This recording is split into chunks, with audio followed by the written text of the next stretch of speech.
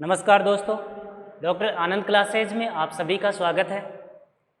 मित्रों, आज हम राजस्थान के इतिहास का एक महत्वपूर्ण टॉपिक, बहुत ही महत्वपूर्ण टॉपिक चौहान वंश की चर्चा करेंगे।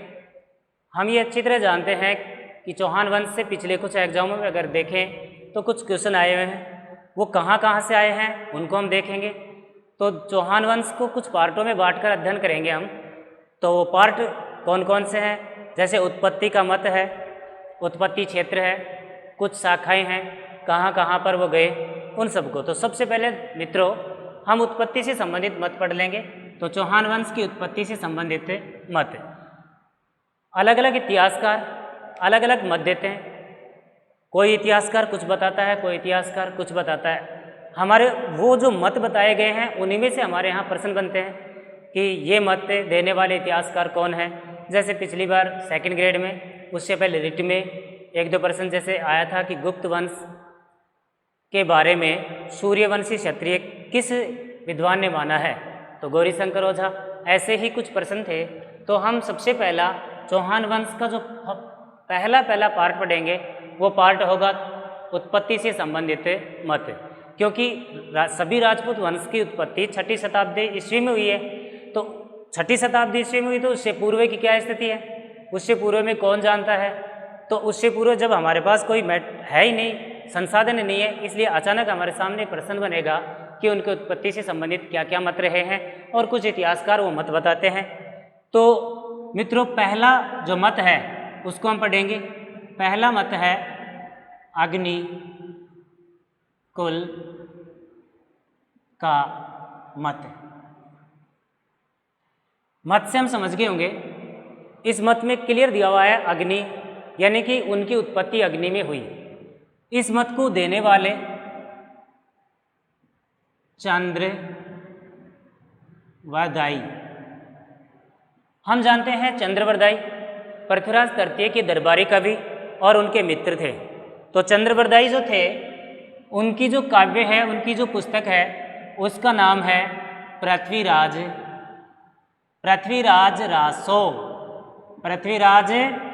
रासो। तो पृथ्वीराज रासो की रचना की।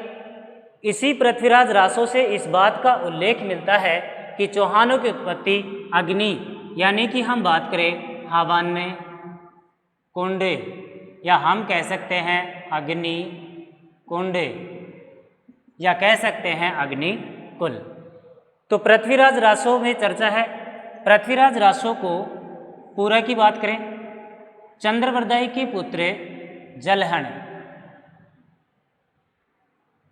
चंद्रवरदाई के पुत्र जलहण ने इस पुस्तक की रचना पूरी की।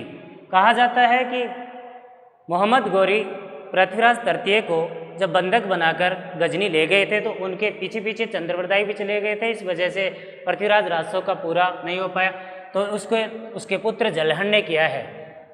पृथ्वीराज रासो की भाषा की बात करें, भाषा पिंगल है। राजस्थान में डिंगल पिंगल भाषाएं चलती हैं, उनमें से पिंगल भाषाओं में पृथ्वीराज रासो की रचना हुई है। बात करते हैं, इसमें गुणोत्तर भाग हैं, इसमें 1,00,000 छंद हैं।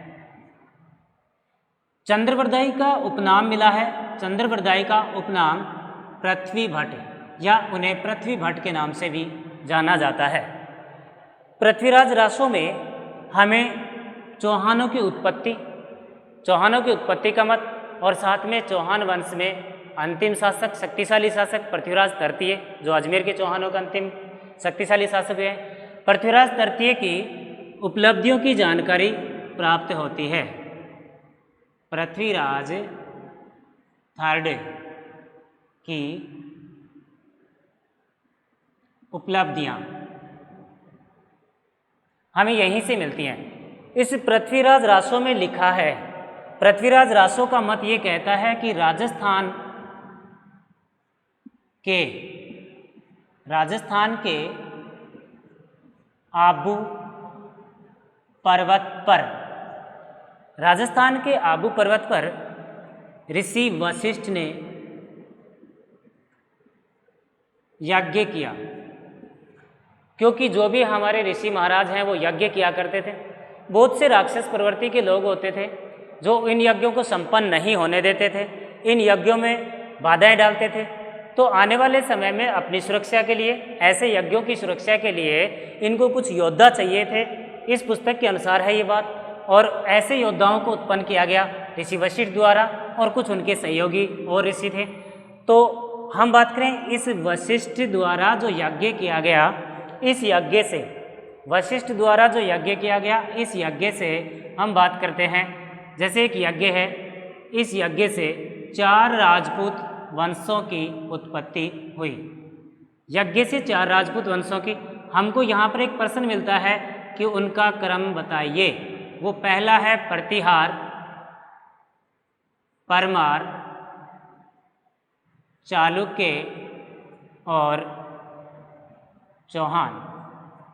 ऐसा भी माना जाता है कि प्रारंभ में ये 3 प्रतिहार, परमार, चालुक्य वंश ही उत्पन्न हुए, किंतु हो सकता है ये राक्षसी प्रवृत्ति के लोगों को नहीं रोक पाए, इसलिए चौहान वंश को उत्पन्न करना पड़ा। ऐसा पृथ्वीराज रासों के अनुसार है, ऐसा हम अपनी तरफ से नहीं बात करते हैं। तो हम बात करते हैं, पहला प्रश्न ऐसा ही होगा कि अग्निकुल से उत्पन्न 4 राजवंशों को क्रमबद्ध कीजिए। तो हमारा क्रम यह है जिसमें 2 पै हैं, पै, पै, चै, चै। इस प्रकार से अंतिम जो है वो चौहान है। हम बात करते हैं मित्रों इस मत की। ये जो मत है 1 नंबर अग्निकुल का मत, इस मत को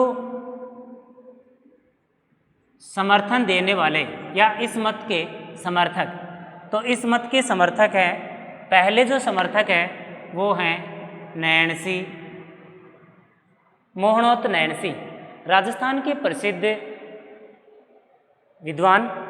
इनकी रचना का नाम है नैणसी ख्यात, जो राजस्थान के इतिहास का पहला ऐतिहासिक ग्रंथ है। ऐतिहासिक ग्रंथ का अर्थ ये होता है कि उस ग्रंथ पर हम विश्वास कर सकते हैं। ऐतिहासिक ग्रंथ वो पहला राजस्थान के इतिहास का माना जाता है। तो नैणसी ने इस मत का समर्थन किया है कि चौहानों की उत्पत्ति अग्निकुल से ही हुई है। दूसरे जो समर्थक है उनकी हम बात करते हैं। दूसरे समर्थक हैं सूर्यमल मिश्रण।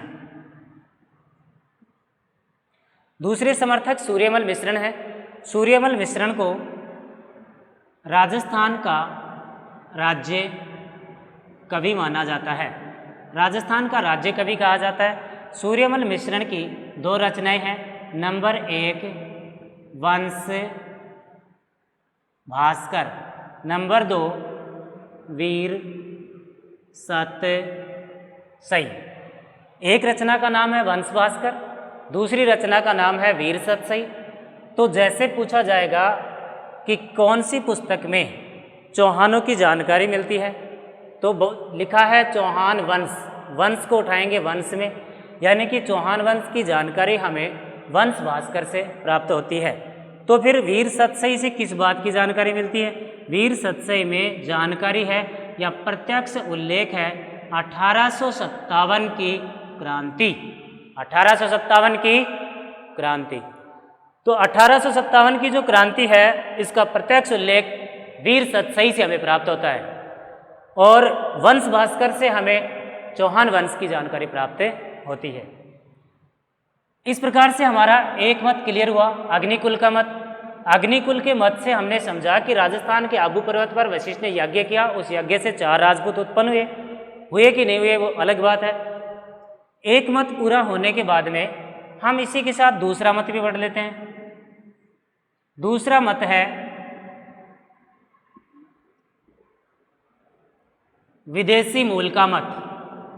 विदेशी मूल का मत, इसका मतलब ये मत मानता है कि चौहानों की उत्पत्ति विदेशी है, चौहान जो हैं वो क्या हैं? विदेशी। तो फिर कैसे?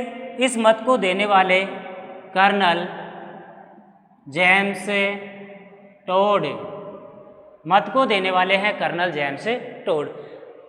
जैसे हमने अभी जाना कि चंद्रप्रदायी कौन थे, तो हमने बात की पृथ्वीराज तृतीय के दरबारी कवि और पृथ्वीराज तृतीय के मित्र। वैसे ही हमें कर्नल जेम्स टोड की भी जानकारी होनी चाहिए। कर्नल जेम्स टोड मित्रों मेवाड़ के प्रथम पीए, मेवाड़ के पहले पॉलिटिकल एजेंट। जिस समय मेवाड़ के शासक भीम सिंह द्वितीय थे, उस समय हम जानते भी हैं कि भीम सिंह द्वितीय के काल में कृष्णा कुमारी विवाद हुआ था, उनकी पुत्री का नाम कृष्णा कुमारी था। उस विवाह को लेकर जोधपुर और जयपुर और इस जोधपुर जयपुर रियासत में संघर्ष हुआ, गिंगोली का युद्ध, ऐसा कुछ। इसका मतलब वो शासक कमज़ोर है तो किसी की सहायता चाहिए, तो भीम सिंह द्वितीय ने ईस्ट इंडिया कंपनी से सहायक संधि की थी। और जब भीम सिंह द्वितीय ने सहायक संधि की तो उस समय कर्नल जेम्स टोड को पहला पॉलिटिकल एजेंट मेवाड़ का बनाया गया। जब ये पहले पॉलिटिकल एजेंट बने, मेवाड़ में रहे, मेवाड़ की संस्कृति से संपर्क हुआ, तो इनको लगा कि इतना बढ़िया इतिहास जो राजस्थान का इतिहास है, गौरवपूर्ण इतिहास है, साहसपूर्ण इतिहास है, ये जो बलिदान का इतिहास है, यहाँ बड़े बड़े वीर उत्पन्न हुए हैं, यहाँ की माताएं, यहाँ की बहनें, यहाँ के वीर पुरुष, ऐसे बहुत लोग हैं जिन्होंने बलिदान दिया है। ऐसे इतिहास कभी विलुप्त ना हो जाए तो इसको क्रमबद्ध लिखना ही चाहिए। तब से कर्नल जेम्स टोड ने लिखा था annuls and antiquities of Rajasthan. तो मित्रों, हमारे पास दो मत हुए। दोस्तों, विदेशी मूल का मत देने वाले कर्नल जेम्स टोड, बात करते हैं इस मत का भी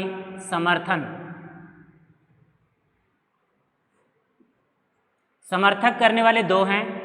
एक हैं विलियम क्रुक और एक हैं V.A. स्मिथ। ये दो इतिहासकार हैं जो दोनों ही इस मत का समर्थन करते हैं कि चौहान विदेशी है। इनका क्या मानना है? इनका मानना है कि चौहानों की उत्पत्ति, या इनका मानना है कि राजस्थान में या भारत में पवित्रता और अपवित्रता पर विशेष ध्यान दिया जाता है। इसलिए यहाँ तक बिल्कुल सही है कि यज्ञ हुआ, हवन कुंड बना, यहाँ तक बिल्कुल सही है। ये कहता है हवन कुंड से किसी राजपूत की उत्पत्ति नहीं हुई, जबकि ये 4 विदेशी थे जिनको हवन कुंड के सामने बिठाया गया, गंगाजल के छींटे मारे गए, या इस प्रकार से विभिन्न प्रकार की हवन सामग्री या कैसे भी करकुरा के बढ़िया तरीके के नियम कायदे के तहत इनको पवित्र कर दिया गया और पवित्र करके भारतीय संस्कृति में शामिल करके राजपूत मान लिया गया। ऐसा उल्लेख है कर्नल जेम्स टोड का।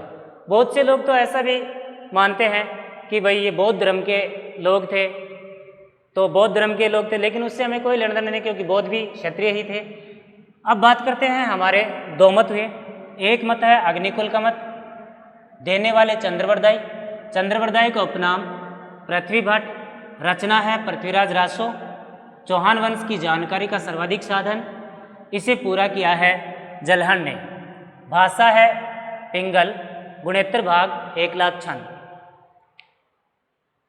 नेक्स्ट मत की बात करें, 2 मत हमारे क्लियर हुए।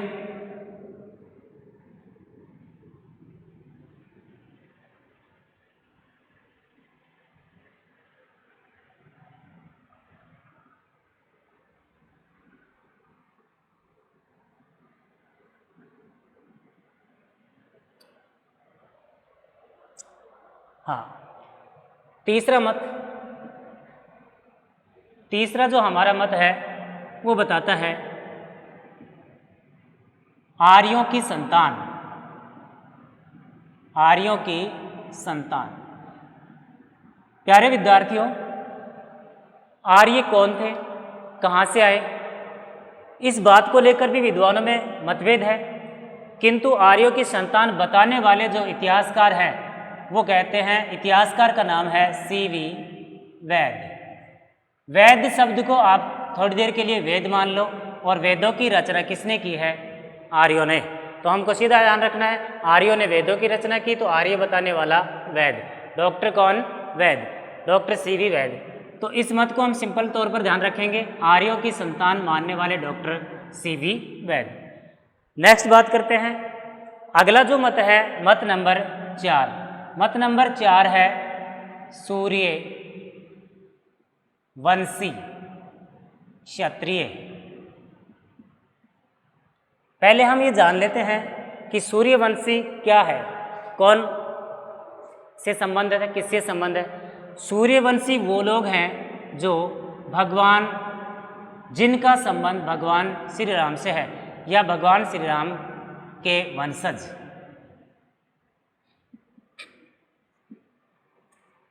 सूर्यवंशी क्षत्रिय बताने वाले जो हैं उनकी हम बात करें, वो पहले विद्वान हैं जयानक भट्ट। पहले विद्वान जयानक भट्ट, जिन्होंने सूर्यवंशी क्षत्रिय की बात की है, सूर्यवंशी क्षत्रिय बताया। जयानक भट्ट के बाद में दूसरे विद्वान नरपति नाल है। ये सभी वो विद्वान हैं जो कभी न कभी किसी न किसी तत्कालीन शासक के यहाँ दरबारी कवि के रूप में रहे और उन शासकों की उपलब्धियों का बखान किया तो इन्होंने कोई न कोई काव्य, नाटक, निबंध, कहानी की रचना की है। उन रचनाओं में ही हमें सूर्यवंशी क्षत्रिय का उल्लेख मिलता है। तो जयानक भट्ट, नरपति नाल हैं और हैं नयन चंद्र सूरी। तीनों की अपनी अपनी पुस्तक है। पिछले एलडीसी के पेपर में ऐसे कैसे आया था, 4 विद्वानों के नाम और फिर उनकी पुस्तकों के नाम, तो उसमें पूछा गया असंगत कौन है या इनका मिलान कीजिए।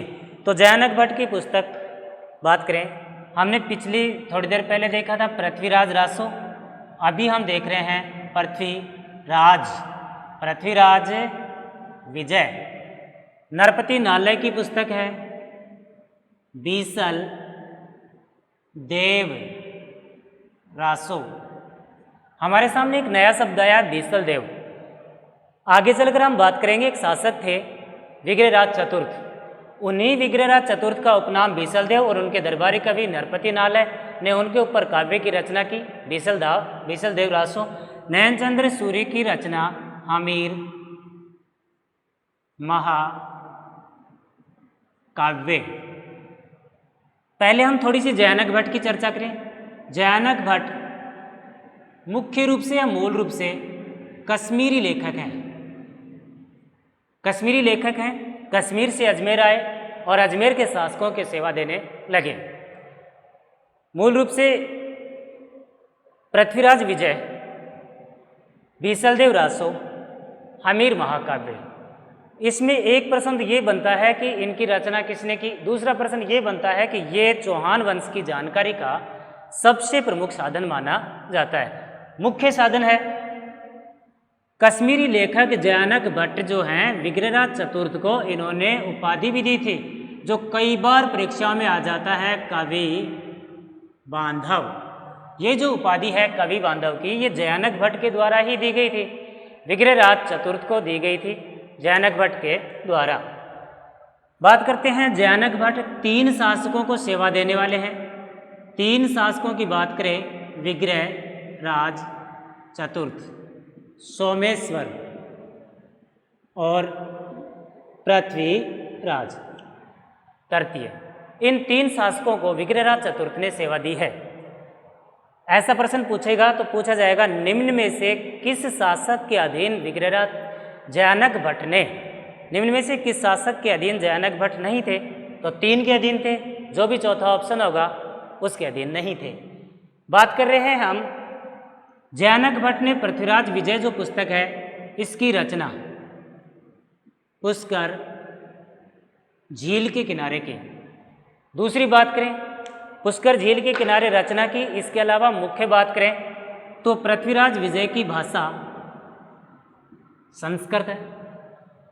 बात करें, लेखक कश्मीरी है लेकिन भाषा क्या है? संस्कृत। संस्कृत भाषा में मुख्य रूप से उल्लेख किया है। तो इन तीनों विद्वानों में या तीनों कविताओं में या तीनों नाटकों में या तीनों रचनाओं में चौहानों को सूर्यवंशी क्षत्रिय माना गया है। अब बात करते हैं हम, जैसे हमने पिछले 2 मत का समर्थन किया है, ऐसे ही इस मत के समर्थक की बात करें। इस मत के समर्थक हैं गौरी शंकर ओझा। गौरी शंकर ओझा सिरोही के मूल निवासी थे और अंग्रेजों के यहाँ दीवान के पद पर काम करते थे। इस समय हम बात करें, गौरी शंकर ओझा ने इस मत को क्लियर रूप से माना है कि सूर्यवंशी क्षत्रिय है, वो बिल्कुल सही मत है। इन्होंने जो पुस्तक लिखी है उस पुस्तक का नाम है प्राचीन लिपि माला। राजस्थान में इन्होंने लिपियों पर अध्ययन किया।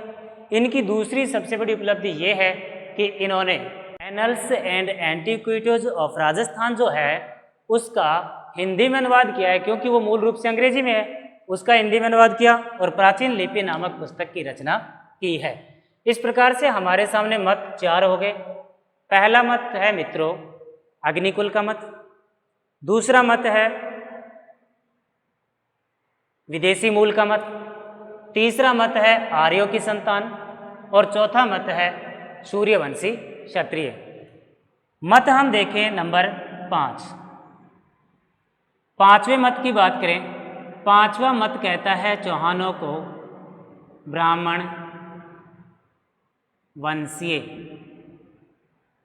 मत, ब्राह्मण वंशीय मत। क्लियर समझ गए होंगे। यह मत कहता है कि ब्राह्मण चौहान ब्राह्मण कुल के हैं, आने वाले समय में उन्होंने क्षत्रिय धर्म को अपनाया, लेकिन मूल रूप से ब्राह्मण है। बात करते हैं ये मत हमें मिलता कहाँ से है। मत मिलता है हमें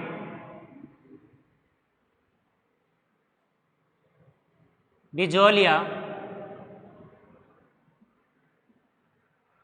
शिलालेख से। बिजोलिया शिलालेख को थोड़ा देखते हैं। बिजोलिया शिलालेख को हम चर्चा कर रहे थे, बिजोलिया शिला लेख, इसमें हम ये चर्चा कर रहे थे कि बिजोलिया शिलालेख में कौन सा मत मिला है। तो बिजोलिया शिलालेख में मत मिला था ब्राह्मण वंशीय मत। इसका अध्ययन कर रहे थे हम। तो प्यारे विद्यार्थियों, बिजोलिया शिलालेख से अनेक प्रश्न आते रहते हैं। जैसे पिछले राजस्थान पुलिस में एक प्रश्न की बात करें तो प्रश्न पूछा गया था कि बिजोलिया शिलालेख के समकालीन चौहान शासक कौन थे। एक प्रश्न पूछा जाता है बिजोलिया शिलालेख कहाँ है, और एक प्रश्न पूछा जाता है हर्षनाथ शिलालेख। इस टॉपिक से शिलालेख, साहित्य, मंदिर, मस्जिद, इस प्रकार के प्रश्न ही पूछे जाते हैं। कुछ शिलालेख, कुछ साहित्य, कुछ मंदिर, ये हमारे सामने आएंगे। तो हम चर्चा करें बिजोलिया शिलालेख की क्या क्या रचना। ब्राह्मण वंशीय मत था हमारा, मत नंबर 5वां चल रहा है बिजोलिया शिलालेख। बिजोलिया शिलालेख जो हमें भीलवाड़ा से मिला है। बिजोलिया शिलालेख की रचना 1170 में किसने की? गुणभद्र ने। रचना करवाने वाले जो व्यक्ति हैं वो हैं गोविंद। ये जरूरी नहीं कि किसी शिलालेख की रचना कोई शासक ही करवाए। गोविंद नामक व्यक्ति ने इस शिलालेख की रचना करवाई। इस समय, जिस समय शिलालेख लिखा गया, इस समय चौहान शासक सोमेश्वर थे।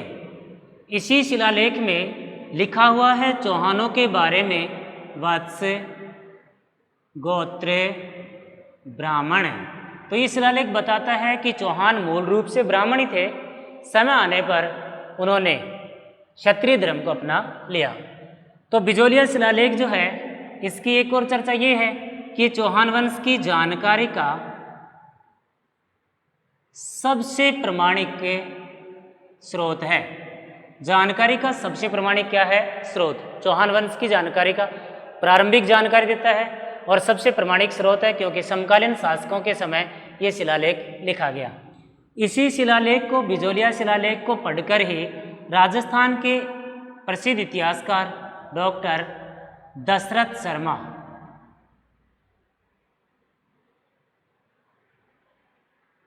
डॉक्टर कौन भाई? दशरथ शर्मा। बहुत से बड़े एग्जामों में डॉक्टर दशरथ शर्मा के कथन परीक्षाओं में आते रहते हैं। डॉक्टर दशरथ शर्मा ने ही कालीबंगा जो राजस्थान की सभ्यता है उसे सिंधु सभ्यता की तीसरी राजधानी पहली बार माना है। उनका मानना था कि जब 2 राजधानियां पाकिस्तान में हो सकती हैं तो एक राजधानी भारत में होने में कोई प्रॉब्लम नहीं। तो वो डॉक्टर दशरथ शर्मा, इन्होंने भी इस बिजोलिया शिलालेख के आधार पर चौहानों को ब्राह्मण ही माना है। तो जो शर्मा है वो ब्राह्मण मान रहा है, जो विदेशी है वो विदेशी मान रहा है, और जो आर्यों की संतान बता रहा है वो वेद है। डॉक्टर दशरथ शर्मा की पुस्तक की बात करते हैं जो 2nd ग्रेड के एग्जाम में आई हुई है। पुस्तक का नाम है early Chauhan dynasty, early Chauhan dynasty. तो मित्रों ये पुस्तक 2 या 3 बार लगभग इस टॉपिक से या किसी भी टॉपिक से पुस्तक 2 या 3 बार एग्जाम में आई हुई है। इस प्रकार से हमारे सामने चौहान वंश के जो मत हैं वो मत क्लियर हुए। मत हमारा पहला था अग्निकुल, हवन कुंड या अग्निकुंड का मत चंद्रवरदाई देने वाले थे। दूसरा मत विदेशी मूल का कर्नल जेम्स टोड देने वाले थे। तीसरा मत सूर्यवंशी क्षत्रिय जयानक भट्ट, नरपति नाला, नयन चंद्र सूरी आदि देने वाले थे। चौथा मत आर्यों की संतान और पांचवा मत हमारा है ब्राह्मण वंशीय, माना गया है कहाँ, बिजोलिया शिलालेख में।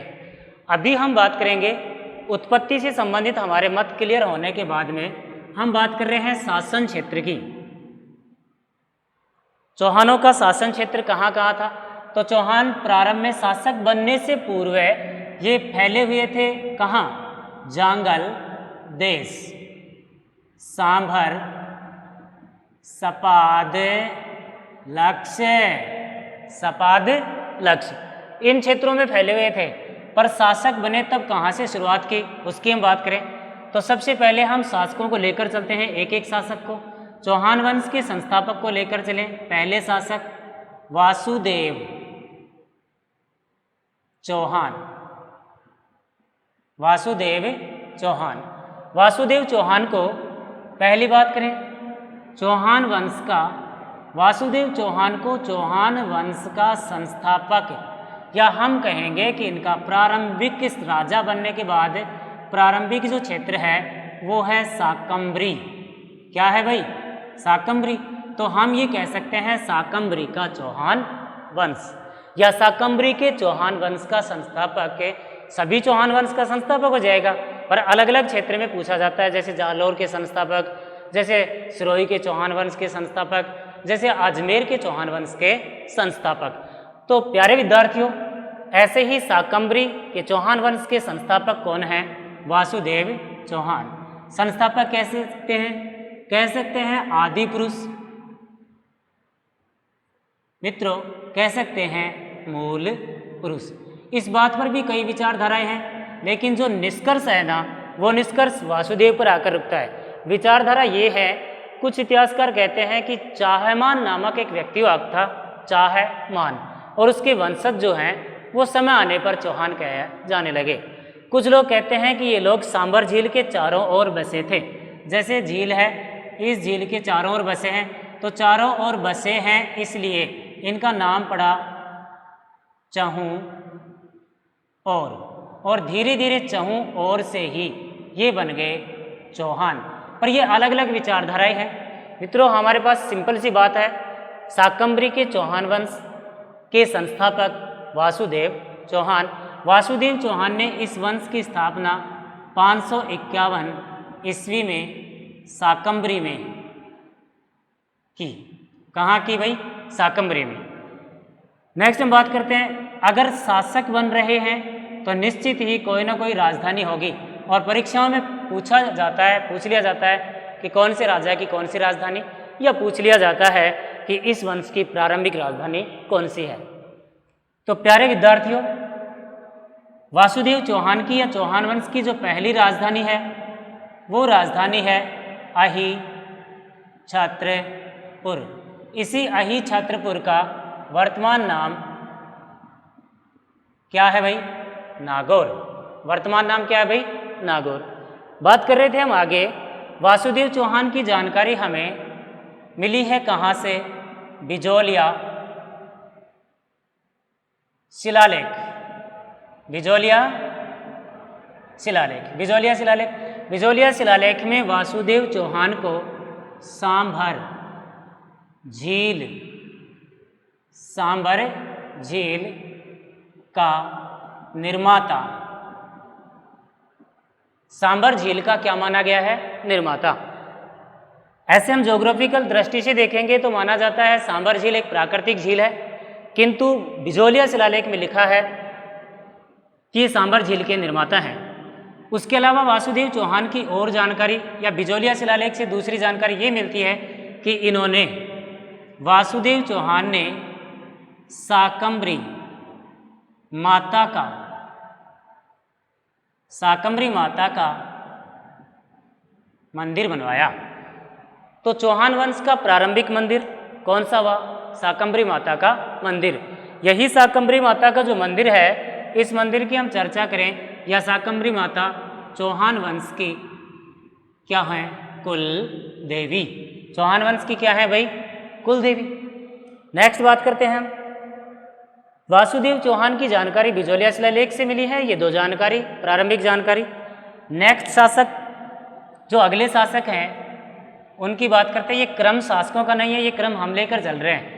इस समय अजयराज तक कोई भी निश्चित कालक्रम नहीं होगा। निश्चित कालक्रम अजयराज के बाद मिलेगा, जो अजमेर के चौहान होंगे। दूसरे नंबर पर जो शासक हैं उनका नाम है गुहक फर्स्ट। गुहक फर्स्ट के समय सबसे पहला काम ये हुआ कि सीकर में इन्हीं के काल में एक मंदिर का निर्माण हुआ, हर्षनाथ मंदिर। कौन सा मंदिर भाई? हर्षनाथ मंदिर। हाँ दोस्तों, हम बात कर रहे थे गुहक फर्स्ट की। गुहक फर्स्ट जो है उनके काल की एक बड़ी बात, उनके काल में एक मंदिर का निर्माण हुआ, हर्षनाथ मंदिर। क्या नाम है भाई मंदिर का? हर्षनाथ मंदिर। हर्षनाथ मंदिर की हम चर्चा करें तो चर्चा करते हैं हर्षनाथ मंदिर की बात। पहली बात, हर्षनाथ मंदिर जो है, इस मंदिर में भगवान शिव की पूजा होती है। दूसरी बात, हर्षनाथ चौहानों के कुल देवता है। ये राजस्थान का एकमात्र ऐसा मंदिर है जहाँ मूर्ति कोई और मंदिर का नाम कोई और, इस प्रकार से। तो गुहक फर्स्ट के काल में हर्षनाथ मंदिर बना। हर्षनाथ मंदिर बना कहाँ है? सीकर में। कहाँ बना भाई?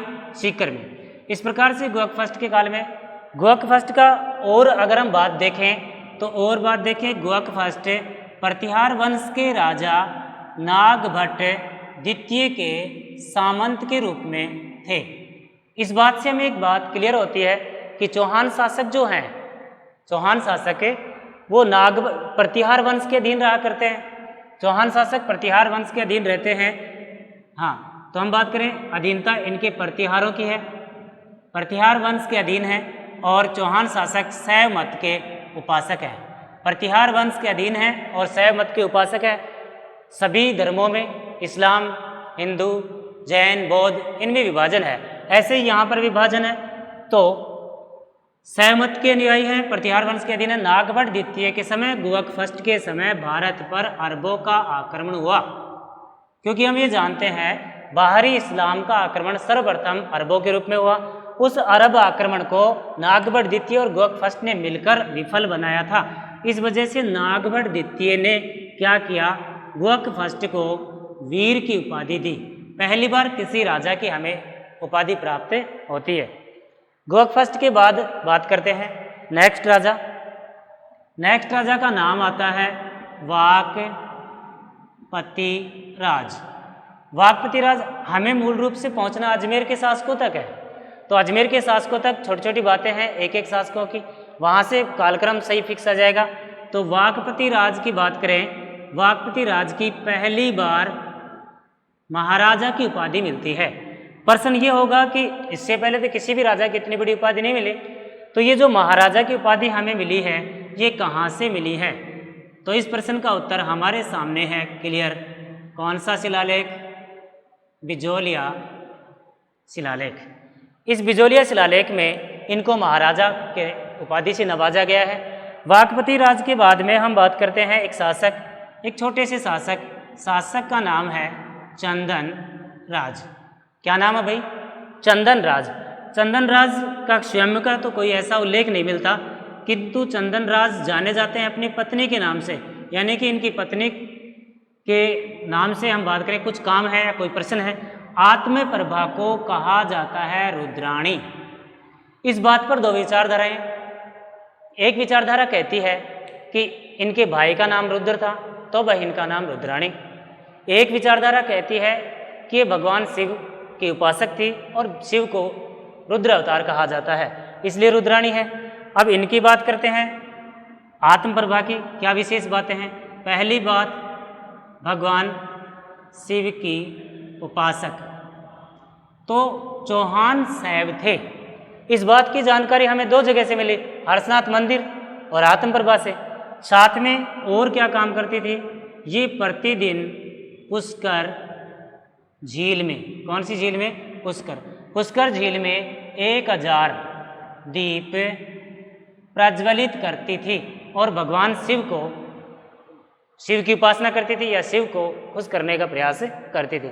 इस प्रकार से छोटे छोटे शासकों को देखते हुए हमें पहुंचना है अजमेर के शासकों तक। नेक्स्ट बात करें,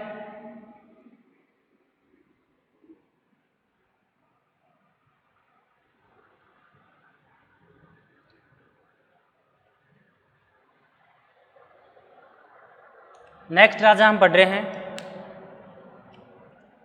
विग्रहराज द्वितीय। विग्रहराज द्वितीय एक प्रसिद्ध शासक है। विग्रहराज द्वितीय के शासनकाल में क्या प्रसिद्धि है, पहली प्रसिद्धि है 983 ईस्वी में इन्होंने हर्षनाथ 983 ईस्वी में इन्होंने हर्षनाथ शिलालेख की रचना करवाई। यह हर्षनाथ शिलालेख की रचना विग्रहराज द्वितीय के काल में हुई। हर्षनाथ शिलालेख कहाँ है, तो कहाँ है, तो इस बात की हम चर्चा करें। सिंपल सा प्रश्न, हर्षनाथ शिलालेख भी कहाँ है भाई, सीकर। और हर्षनाथ शिलालेख में हमें जानकारी किसकी मिलती है, चौहानों की, अनेक राजाओं के कालक्रम व कुछ राजाओं की उपाधियां, ऐसा कुछ मिलता है। विग्रहराज द्वितीय के काल की ही अगली घटना की बात करें, प्रसिद्ध घटना, और घटना है चालुक्य चौहान संघर्ष। चालुक्य चौहान संघर्ष। अजमेर के अंतिम शासक पृथ्वीराज तृतीय के समय तक चालुक्य चौहान संघर्ष चलता रहेगा। दूसरी बात हम ये करें कि चौहान विकसित होते जाएंगे, जैसे जैसे विकसित हो जाएंगे वैसे आस पड़ोस के अनेक शासकों से संघर्ष शुरू हो जाएंगे, जैसे गहड़वाल से, चंदेल से, चालुक्यों से, परमार से। फिर इनका एक प्रश्न बन जाएगा कि इनका सबका राजधानी क्षेत्र, इनका शासन क्षेत्र कहाँ है, जैसे चंदेल का शासन क्षेत्र कहाँ है, जैसे परमार का, प्रतिहार का, इन सब का, गहड़वाल का। ऐसे ही तो चौहान चालुक्य संघर्ष शुरू। आप चौहान का तो हमें पता है कि चौहान शासक कौन है, हमको पता करना है कि इस समय चालुक्य शासक कौन है। इस समय जो चालुक्य शासक हैं इनकी राजधानी भड़ौच हुआ करती है, और शासक जो हैं वो है मूलराज प्रथम। तो विग्रहराज द्वितीय ने चालुक्य शासक मूलराज प्रथम को हराकर मूलराज प्रथम को क्या करवाया, क्या किया, पराजित।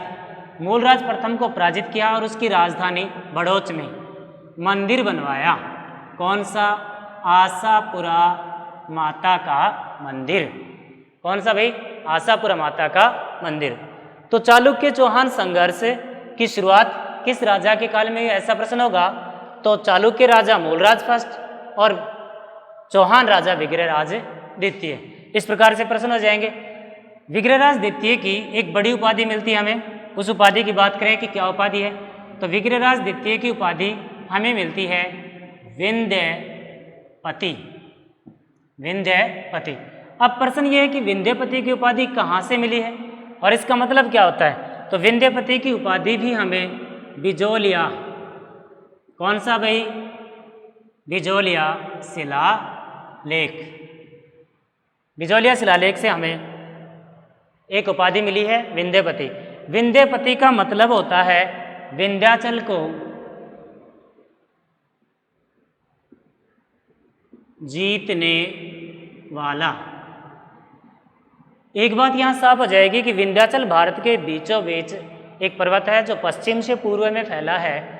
अगर उसको कोई जीत रहा है या उसको कोई पार कर रहा है, तो दक्षिण भारत का कोई राजा पार कर रहा है तो उत्तर में आ रहा है, और उत्तर भारत का कोई राजा उसको जीत रहा है तो दक्षिण में जा रहा है।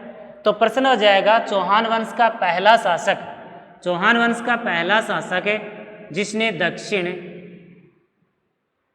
भारत की ओर रुख किया, ऐसा पहला शासक कौन हो जाएगा, विग्रहराज द्वितीय। तो विग्रहराज द्वितीय के 2-3 प्रश्न बने। एक तो हर्षनाथ शिलालेख लिखवाया गया, एक चालुक्य चौहान संघर्ष की शुरुआत हुई, एक उपाधि मिलती है कौन सी, विंध्यपति। विग्रहराज द्वितीय के बाद में हम बात करें एक शासक का नाम पृथ्वीराज। क्या नाम है भाई, पृथ्वीराज फर्स्ट। पृथ्वीराज फर्स्ट के काल में इसका एक सेनापति या इसका एक मंत्री था, उसका नाम था हट्टड़। इस हट्टड़ ने जीर्ण माता का, कौन सी माता भाई, जीर्ण माता का मंदिर बनवाया। जब हमने टॉपिक शुरू किया था उस समय हम बात कर रहे थे कि इस टॉपिक में कुछ मंदिर, कुछ शिलालेख और कुछ साहित्यों की चर्चा होंगी, और इस टॉपिक में वो ही सबसे ज़्यादा महत्वपूर्ण है। जैसे उत्पत्ति के मत में कुछ किताबों के नाम आए हैं, इस प्रकार से बात करें हम जीर्ण माता का मंदिर।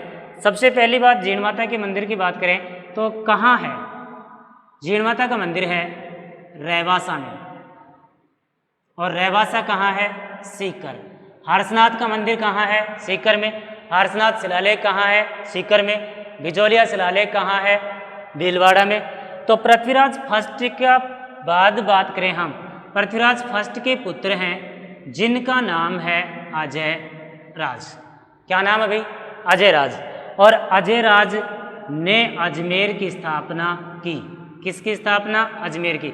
यानी कि इस समय हम अजयराज के आगे से बात करेंगे तो हमारा टॉपिक होगा अजमेर के चौहान शासक। तो आज के इस वीडियो में इतना ही होगा। धन्यवाद दोस्तों। Next topic, next video.